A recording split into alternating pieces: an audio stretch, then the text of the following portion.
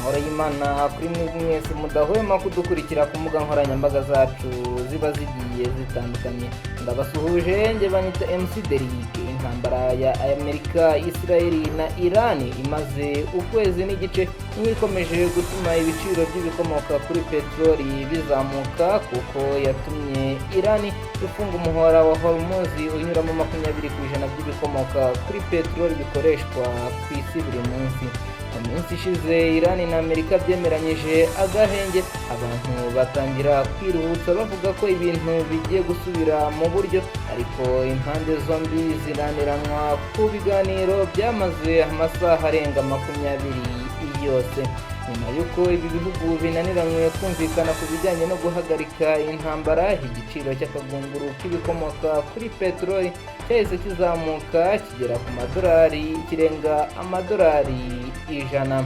Ibi nibyo kandi bikomeje gutuma igiciro cya lisansi cyiyongera mu Rwanda, kuko igiciro cya litiro ya lisansi kuri ubu ngubu mu Rwanda cyazamutse kigera ku mafaranga 2,938, kivuye ku mafaranga y'u Rwanda 2,303. Ibyo kandi byatumye Minifra yasabye abafite imodokari zabo kuyoboka bisi inatanga icyizere kuri lisansi iri mu bubiko.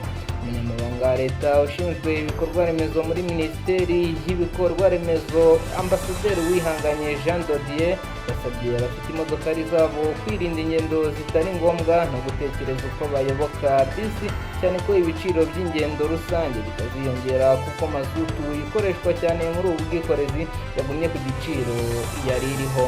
Kwa 16 Mata 2026 nibwo urwego ngenzuramikorere RURA rwatangaje ko igiciro cya litiro ya lisansi cyazamuwe kiva ku mafaranga y'u Rwanda 2,303 kigera ku mafaranga y'u Rwanda 2,938, bivuze ko cyiyongereyeho 635.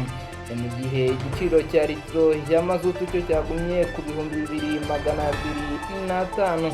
Ibyo biciro bishya bya lisansi byatangiye kubahirizwa mu gitondo cyo kuri uyu wa 17 Mata mwaka w'2026. Ambasaderi Uwihanganye yabwiye Radio Rwanda ko kuzamura igiciro cya lisansi byatewe n'intambara iri kubera mu burasirazuba bwo hagati, ahari inzira n'inkomoko y'ibikomoka kuri peteroli biza mu Rwanda. Hariho na gahunda yo gukomeza kongera za bisi mu mujyi wa Kigali. Ubu hari ibiganiro byo kongeraho bisi zikoreshwa mu mujyi zigeze hafi muri 350. Hari gahunda yo kongera bisi nanone zigera muri 400 zizagenda ziza. Iza mbere zizatangira kugera hano mu kwezi kwa 8, gukomeza kurinda kugera mu kwa 6 aho uzafite 400 ziyongera, kandi akaba ari na bisi z'amashanyarazi. Icyo ngicyo rero cyo guhindura uburyo gutwara abantu bakagendera ku ntego, imihanda bisi igendwamo igahabwa priorite, abashoferi bakabwira abantu neza bakabatwara neza, tugakoresha bisi z'amashanyarazi nyinshi. Byose hamwe bishyize hamwe gutekereza ko cyane cyane nko muri ibi bihe uzafata umwanzuro wo kuva mu modoka ye akayiparika akajya muri bisi, asanga ahabwa nabwo serivisi nziza, irihuta kandi ikaba ari serivisi nziza nk'iyo wari kubona n'ahandi. Ari niyo mpamvu nyine tuvuga tuti ibihe nk'ibi bikwiriye gutangira gutuma abantu batekereza gukoresha iyi bisi. Hari gahunda dushaka gutangira vuba yo guha abantu mu muryango bashobora guparika, ukaba ushobora kuva Bugesera ugaparika ahantu ukinjira muri bisi ugakoresha bisi mu mujyi, hanyuma washaka gutaha ukaza kongera ugafata imodoka yawe. Iyo ni gahunda yateguwe nayo dushaka gutangira vuba, izagendana no kwagura iyo mihanda ya bisi gusa ikaba miremire kurushaho. Ibyo rero byose ni ibituma serivisi zo gutwara abantu ubona mu mujyi wa Kigali zikomeza kuba nziza kurushaho. Hakazaba rero n'ikindi gishya cyiza igihe cy'amezi cyo gukoresha ikoranabuhanga, bifasha kugira ngo abantu noneho ntujye kujya ku cyapa gusa, ushobora gutegereza, ushobora kumenya aho imodoka yawe igeze ukoresheje telefone yawe, hanyuma ukajya ku cyapa uri kwegera.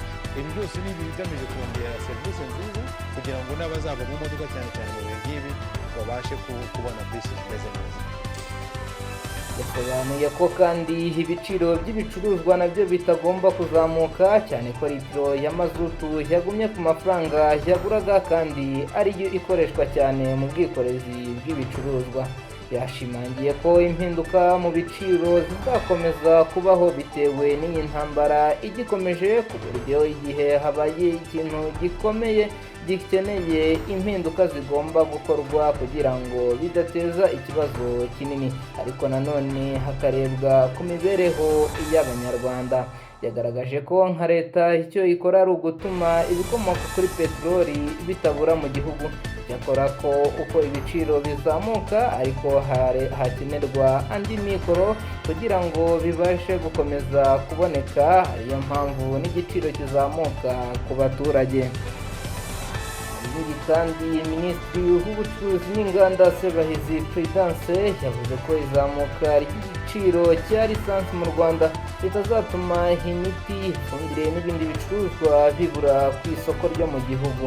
Ibi yabivuze nyuma y'uko urwego ngenzuramikorere RURA rutangaje ko igiciro cya litiro ya lisansi cyageze ku mafaranga y'u Rwanda 2,938 kivuye ku 2,303 mu gihe iya mazutu cyagumye ku 2,205.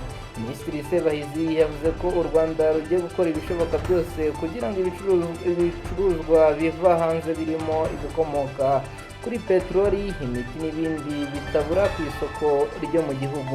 Yavuze ko kandi nka leta bagiye gukomeza gukurikirana kugira ngo hatagira bitwaza izamuka rya lisansi maze hakagira ibicuruzwa bikomeza gutumbagizwa ku masoko bitajyanye n'ibi biciro.